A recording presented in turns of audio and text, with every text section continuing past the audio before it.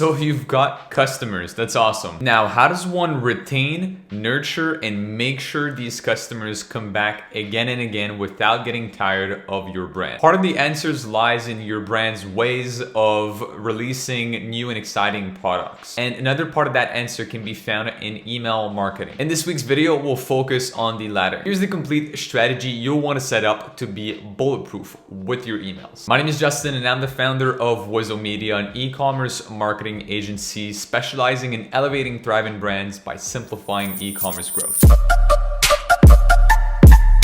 Before we get started, make sure to leave a like, subscribe, as well as turn on post notifications to be one of the first to know about these cutting edge marketing tips for e-commerce businesses posted on this channel every Wednesday. All right, so now we're on Klaviyo. So the first thing you'll want to do is to download Klaviyo, link that app with your Shopify website, or if you're on WooCommerce or another alternative platform for your e-commerce brand, then you can also get ahead and get started with Klaviyo. You'll see in the description down below a link that will direct you to Klaviyo for you to get the most appropriate plan for your brand. It all depends on how many customers you already have on your list. So how many customers that are already subscribed to email or to SMS through your brand. So what Klaviyo does, essentially, it installs an app on your Shopify website or links itself with your WooCommerce site or your other platform, and then pulls in the information dynamically from your customer base in order to be updated, constantly and have the most up-to-date information. The first thing we want to talk about are flows. So flows can be found on the left bar. You're going to see campaigns. Flows is the second option right there. So flows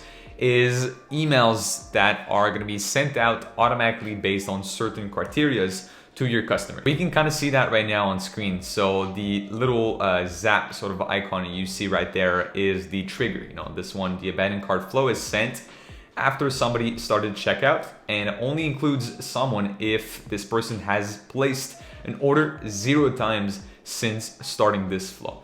So that is it for the abandoned cart. The welcome series is an example. It's after someone is added to the list called newsletters. So essentially, when somebody signs up to the email list, they'll be also signed up to the newsletter list, which pulls them through the welcome series. So the essentials with your flows are the following. There's 3. So it's the abandoned cart flow. This is going to be one of the most important ones you have. Either a tie in the first place or a close second is going to be your welcome series, which you also want to make sure to have.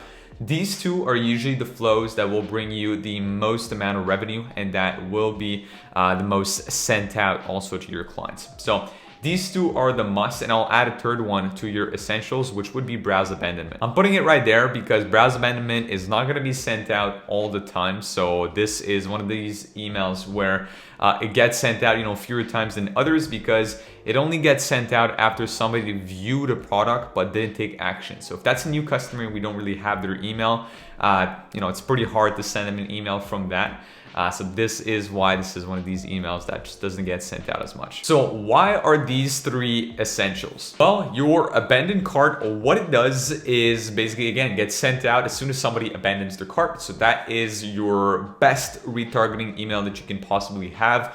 Will recoup a lot of these abandoned carts and will help you increase your website conversion rate. So that is something you want to focus on. In your welcome series is part of it is a confirmation that people did in fact subscribe to your email list, so they do get an email and then they get a confirmation. And also part of that is to provide some more information, some more background about your company, and potentially guide them through a bit of a new journey with you. Welcome series emails are a great way to show what your brand really is about, to share some more behind the scenes content, also to provide some custom recommendations to your clients. So what Klaviyo allows you to do is to have flows, and within these flows you can put in products, and these can be dynamically picked based on the client. So obviously if you have an abandoned cart flow, then it automatically will show to that client's the exact products that they added to their cart, and will give them a link to come back to their exact cart. But if, as an example, somebody's getting the welcome series email and didn't purchase anything, then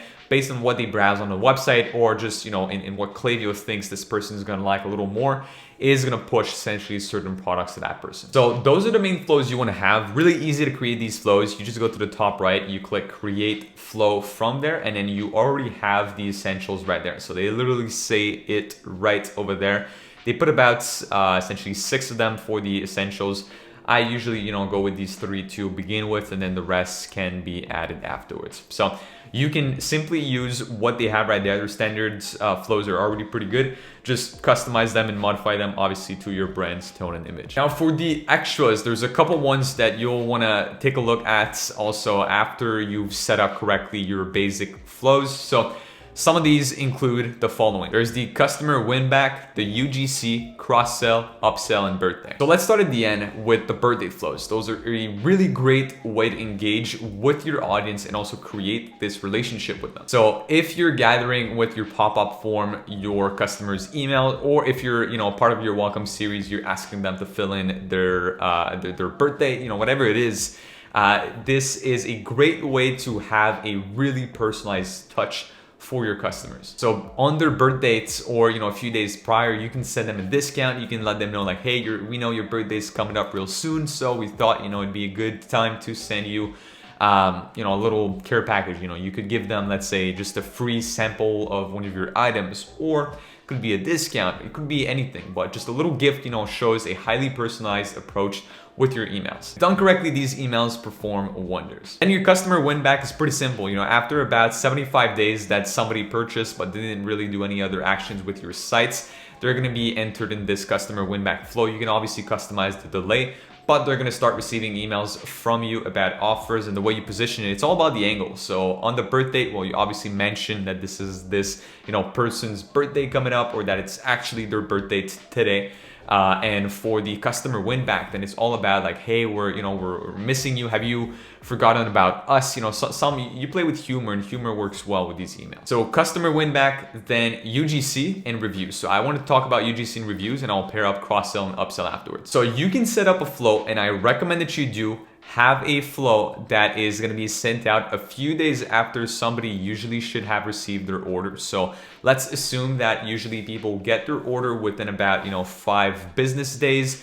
So then you can wait about 7, but you also want them to have enough time to test and play with the product. So you give them an additional 7 days. So let's wait about 2 weeks if there's somebody placed an order, and let's send them a UGC/review email. So what you do in this email, and the content of that, I am sure, I believe actually they have one of these right there. So yeah, they do have one, product review/cross-sell over there, a part of their regular flow. So you can obviously modify that to ask for UGC. So this is a great way to put in place your ambassador program, or to ask clients for content for you to use in your organic content or with your ads. Basically, these flows can become a UGC machine for your brand. So your customers are the best people, honestly, that provide UGC for you, because they're genuine, you know, they actually love your product, they actually use it. So they're the best people that can record these types of videos. So what you can do, you know, obviously the more friction you add, then the less you're gonna get these types of content, but you can start with just regular reviews as it is recommended by Klaviyo. So you basically ask for people to leave a review and what they thought about the product on your product page, if you're offering that. Or you can simply explain, you know, what your UGC process is, how can they submit that to you, and you would want to give them a little incentive for that. Again, it could be really small discount, it could be $5 discount on the next order, something that will give them an incentive to send out these types of video for you. If you want to learn more about UGC, make sure you check out other videos on the channel, which I've already covered in depth, you know, what UGC is, how to create it, what type of guidance, you know, you want to give your ambassadors to create that, but it would be pretty much the same framework to give your clients. And then lastly, pretty much said it already, but cross-sell, upsell. So it's pretty simple. If you have collections that you can easily pair up together, or products that can also easily be paired up. I have shown on the channel a few weeks back a brand called Myla. So Myla has their main air purifier, and then they have different types of filters. So for them, it could be, you know, if somebody bought a certain air purifier but not, you know, any other filters, then they could try and upsell or cross-sell, you know, with some of these filters. Or actually the opposite, if somebody bought a filter but didn't buy their actual air purifier, then they could upsell them to potentially buy an additional air purifier for another room in their house or something like that. The second tip I want to mention, or the second thing I want to discuss, are sign-up forms. So the main one that I recommend you have is the multi-step email and SMS. It's basically a two-step opt-in, which the first step actually is about you creating a step for emails, and then the second one is if they completed the first step, then they're going to get a pop-up for the SMS, and then once they do that, they're going to get to a thank you page. Usually what you want to do is on the first step, you want to provide a discount. So you want to provide them with a 10% off for subscribing. So this is for new customers or new subscribers. Could also be for returning customers that just never subscribed to your newsletter. I recommend that you go into your Shopify checkout settings, and that by default, that people are automatically going to be opted in, or that you at least give them the option to opt in or opt out from emails and SMS in their checkout process on Shopify. So that can be done. Klaviyo has a lot of documentation on that, but it's pretty easy to just set that up with your Shopify checkout process. So first step is asking for the email. Second step is asking for the SMS. And then last step is just a thank you pop-up that thanks the subscriber, confirms essentially that they did indeed subscribe through your newsletter. Now, you know me, I like extras, so I wanted to show you a few more things that Klaviyo would offer you, and it could be a really good way for you to create some additional pop-ups for different scenarios. So one of them is Restocks. So they do have one of these. Actually, let me try and find that real quick. So that's one of them right there, essentially. You're looking for something. So if somebody goes on a web page that's the product is out of stock, as an example, then you could have a pop-up right there saying like, hey, stay up to date. Once we have it back in stock, you'll be the first to know about this product. That's a really good pop-up to have. So it brings people back whenever the product is back in stock. So that is one option. And then another one that I highly recommend you add afterwards is the discount before exit. So if somebody is, essentially how this is triggered, it's either if somebody is hovering or their mouse is leaving a certain area of the screen, or they're hovering around the X button, then you're gonna get a pop-up on screen telling them like, hey, hang on for a second, as it says right there. How does a 5% discount sound? So usually what you would want to do right there is a really small discount just for incentivizing, again, people to stay on the site and then go through with their purchase. So pop-ups are obviously really important. So they're the core of your email newsletter. So these are the pop-ups that will collect those emails for you, and that will allow you to grow your email list in order to send some more emails afterwards. So there's a lot of things for you to do with flows. As I just said earlier, there's many different scenarios which you can use flows. So flows can also be used if somebody, you could run an ad campaign, a Facebook ad campaign, as an example, with a really highly discounted product. And then people will have to give you their email to buy that product. So if you're a multi-SKU store, then that's a really good way. You do a single product funnel. You get people in through cold, you get their email, and that's just mandatory for them to check out with this really cheap product. And then you start sending them email through Klaviyo. So those are really good ways for you to utilize flows. And then the last thing I want to talk about are campaigns. So campaigns, there's a few things we got to discuss. So one of those is the frequency of the campaign. So you obviously don't want to send them too often. So campaigns think of those as your email newsletters. So for that to really be set, I recommend that you send one email every week. So that's a really good baseline. One every week. Some people will send it twice a week. Obviously, if you have really good promotions going on right now, then you may be sending more than 1 or 2 emails a week, and that's okay, but obviously don't do that too often. So frequency, I recommend again, once to twice a week max. And then from there, on the content, the type of content you want to have in there, each email has to have a goal. So it could be as simple as you talking about the background process, right? So a lot of our clients, there's basically 2 approaches that we're seeing with emails. A lot of them are written as a we or a bit of a you approach, saying that we're talking more about the brand ad, the team, the team is sort of writing that email. Some others are more in the I, in the first person. So the owner may be writing an email to the clients. The owner may be saying like, hey, you could be really creative with these. So we know some clients, as an example, the owner, once a month, one of the email is written by the owners, and it's like the owner's email, the owner's sort of newsletter. So they inform, where the business is going, what they're doing, what the brand, is preparing, what they're, a little bit of behind the scenes, and that's, one email a month that is covered right there. Other emails could be about your current sales, current promotions that you have for that week.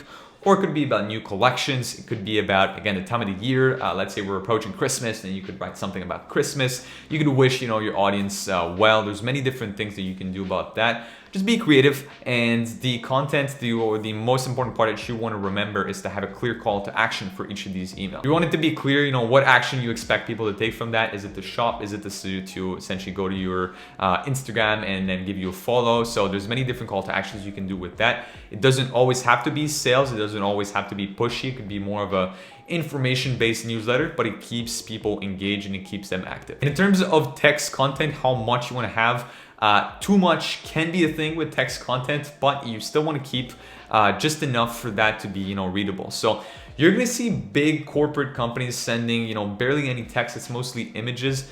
That's all right, but what resonates the best with the audience is to have some form of text, again, some form of informative paragraphs. So by that, I mean, I obviously talk a lot about copywriting and marketing on this channel, so I haven't done any in-depth tutorial on copywriting yet, but copywriting about ads, storytelling is basically the skill that you want to transpose when writing your emails. If you'd be interested in seeing a copywriting tutorial, then let me know in the comments down below and I'll record one in the upcoming weeks. The maximum I think we've ever did in our email campaigns was about 300 words, which is still quite a lot considering that it's an email. So an email, it's something people will see on their phone most of the time. So you want to keep it kind of short, but again, just enough content for people to actually read through it and be hooked with what you have to say. And then the last two things to discuss about campaigns are the subject line and the list segmentation. So let's start with the list segmentation. So lists and segments, as you can see right there, there's many different lists that we have for that specific client account. It obviously is going to differ based on other clients. The main ones that you want to have are people that purchased recently. So that's a segment you want to create. You obviously want to have one for all of your subscribers in general, one for only your email, one only for your SMS subscribers, and one of them for people that don't really engage with you. Think of this just like Facebook ads, right? When you're running Facebook ads, you're excluding certain audiences or you're including certain audiences within your ads. It's the same thing with emails. So when you do your emails, you're including certain segments. So you may be sending your emails to repeat buyers, or you may also be segmenting based on locations. So as an example, if all of your buyers are mainly from one city, let's assume Montreal, where I'm currently from right now. So if all your buyers are from Montreal, or you're seeing a trend where 80% of the people are from Montreal, then you can segment a list for Montreal-based purchasers or Montreal-based subscribers, and then send something that says, hey Montrealers, we got something in stock for you. So it could be a really great way to be personalized with your audience. So the goal with segmenting is to have a highly personalized subject line as well as message for you to increase your open rates and also your click-through rate with the email. And you also want to play with exclusions. So that's why I had a segment shown on screen a few seconds ago about saying suppress people that unsubscribe and all of these people, because we want to exclude them. You don't want to be sending emails to people that their email bounced in the past, or that they unsubscribe, but for some reason they may still be in a campaign. So we want to exclude all these guys to make sure that we keep it clean within our list. And then in terms of subject line, pretty simple. So subject line is, I'm saying pretty simple, but it's actually one of the most important part of your email, because this is what's going to tell people, whether they open the email or not. So subject line has to be really catchy, but not too spammy either. As opposed to what you're seeing out there with, again, a lot of these big brands, I'd stay away from using many emojis. If you want to use it in some campaigns, okay, go for it, but really keep it at a minimum. Ideally, you don't even use emojis. You can play, with caps, with different characters, because emojis are a small trigger, but they're still a trigger for spam filters. In your subject line, you can also add personalization. So you could add, the leads or the subscriber's first name, and say, first name is an example, Justin, this is your last chance, something like that. And then your promotion is ending, let's say today, your Black Friday, is coming to an end, and then you'd be like, hey Justin, this is your last chance. And then it's pretty much it. So that way I'll be like, oh, what, last chance am I being given? So this is what's really important about your emails. Your subject line is something you want to spend, you want to spend a decent amount of time on there to make sure that it's something that's catchy, not too spammy, and that will resonate with your audience. But that's all done through testing, as is anything within this marketing world. So you test, it's all different based on, your brand. And this is why Klaviyo also offers the ability for you to A/B test your campaigns. Overall, that is pretty much it. This is the basic setup you want to have with Klaviyo. Obviously, this is not an in-depth tutorial. This was more of a baseline, so a beginner's tutorial to what you want to set up, off the bat when you get started with Klaviyo. So Hope you enjoyed that video. And now if you're an e-commerce brand or store owner making at least $20,000 to $30,000 a month with your brand, I'd invite you to click on the first link in the description down below and book in your very short 15-minute demo call with my team. On that call, we'll see if we're the best fit for each other. If we are, then good news, we'll partner up together and then help you scale in the future. If we're not, then worst comes to worst, you'll leave this call with a free action plan for you to implement on your own. On that note, make sure you check out other videos on the channel for some more useful e-commerce marketing tips, and I'll see you very soon. Have a great week. Bye.